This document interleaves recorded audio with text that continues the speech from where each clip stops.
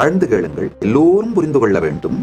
வேதத்தின் மூலமாக பரமசிவ பரம்பொருள் நமக்கு அளிக்கின்ற சத்தியங்களை எந்த உபனிஷதங்களில் வெளிப்படுத்தி இருக்கின்றார் அப்படிங்கிறத தொகுத்து தெளிவாக வகுத்து 108 உபனிஷதங்கள் பெயரோடு முக்திகோபனிஷதத்திலே வழங்கி இருப்பது ஸ்ரீராமச்சந்திர பிரபு. இந்து மதத்தினுடைய 3 முக்கியமான ஆச்சாரியர்கள்.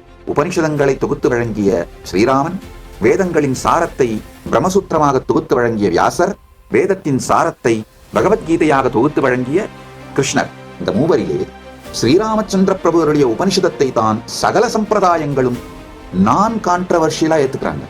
அதை நல்லா புரிஞ்சுக்கோங்க. அதனால சகல சம்பிரதாயங்களுக்கும் அடிப்படையாக இருப்பது ஸ்ரீராமச்சந்திர பிரபு தொகுத்து வழங்கிய முக்திகோபனிஷதத்திலே சொல்லப்படுகின்ற 108 உபனிஷதங்கள். அதனால இந்து மதத்தினுடைய பரமாச்சாரியன் ஸ்ரீராமச்சந்திரன். ராமச்சந்திர பிரபுவை ஆச்சாரியனாக பார்க்க தவறியது நம்முடைய மிகப்பெரிய தவறு. அவர் புருஷோத்தமன் மாத்திரமல்ல, பரமாச்சாரியன்.